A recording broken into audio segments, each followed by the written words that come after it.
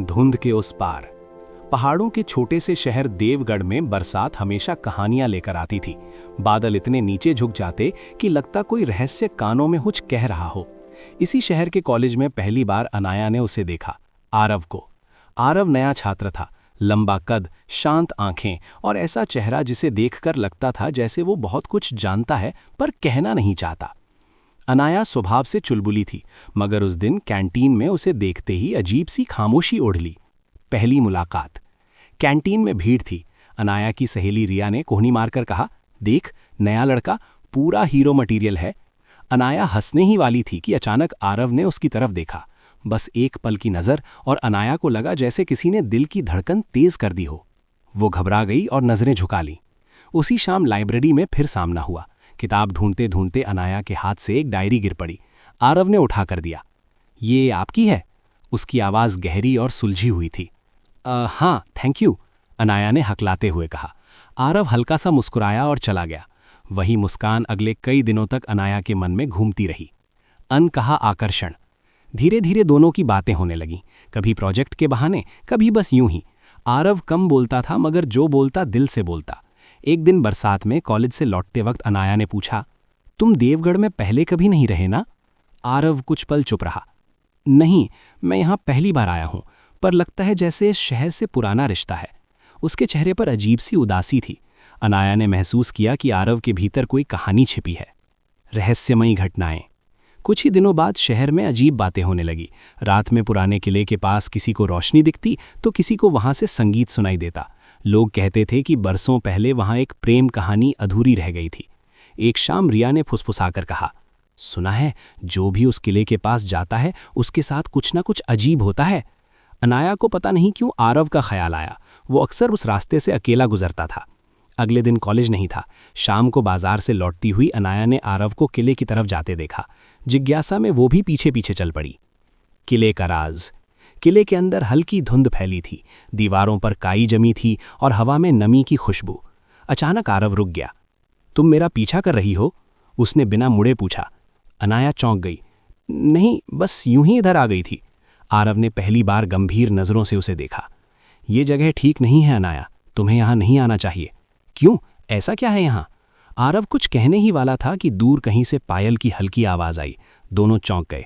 आसपास कोई नहीं था। आरव के चेहरे का रंग उड़ गया। वो फिर आ गई, वो बुदबुदाया। कौन? अनाया ने डरते हुए पूछा। मगर आरव ने जवाब नहीं दिया, बस उसका हाथ पकड़कर बाहर ले आया। अधूरी कहानी। अगले दिन अनाया ने ठान लिया कि सच जान कर रहेगी। उसने लाइब्रेरी में देवगढ़ के इतिहास की पुरानी किताबें खंगाली। वहां उसे एक कहानी मिली।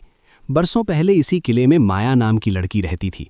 वो एक अजनबी लड़के से प्रेम कर बैठी थी, मगर परिवार ने दोनों को अलग कर दिया। माया ने इंतजार में जान दे दी और तब से उसकी आत्मा किले में भटकती है। किताब पढ़ते पढ़ते अनाया के रोंगटे खड़े हो गए। उसे आरव की घबराहट याद आई। आरव का सच। उसी शाम उसने आरव से सीधे पूछ लिया, तुम्हारा इस किले से क्या रिश्ता है? आरव ने लंबी सांस ली। मैं तुमसे दूर रहना चाहता था, पर शायद अब बताना पड़ेगा। मेरे दादाजी इसी शहर के थे और माया जिस लड़के से प्यार करती थी वो मेरे परदादा थे। अनाया सन्न रह गई। हमारे परिवार में कहा जाता है कि माया की आत्मा अब भी हमारा पीछा करती है, इसलिए मैं यहाँ आया था, सब खत्म करने। पर तुम अकेले क्यों लड़ना चाहते हो?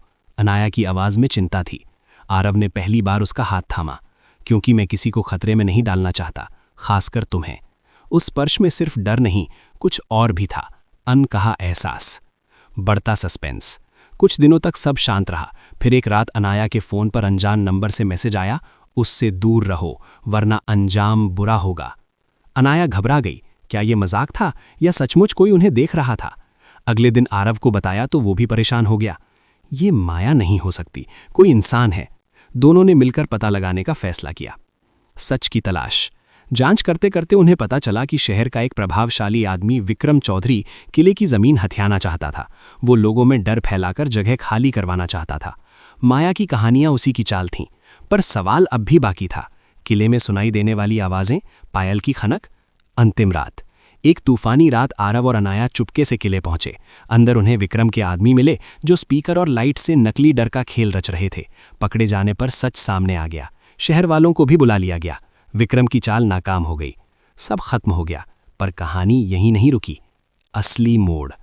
वापस लौटते वक्त अनाया को सचमुच पायल की हल्की आवाज़ सुनाई दी। इस बार कोई मशीन नहीं थी। हवा में किसी ने जैसे फुसफुसाया, धन्यवाद। आरव ने भी सुना। दोनों ने एक दूसरे को देखा। शायद माया सचमुच मुक्त हो गई थी। नया एहसास। किले के बाहर बारिश थम चुकी थी। आरव ने अनाया की तरफ देखा। अगर तुम साथ न होती मैं ये सब कभी नहीं कर पाता। अनाया मुस्कुराई। दोस्ती में इतना तो चलता है। आरव ने धीरे से कहा, सिर्फ दोस्ती? दोनों के बीच कुछ पल की खामोशी रही, मीठी, गर्म, भरोसे से भरी।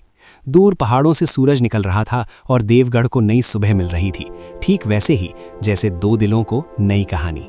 समाप्त या शायद शुरुआत।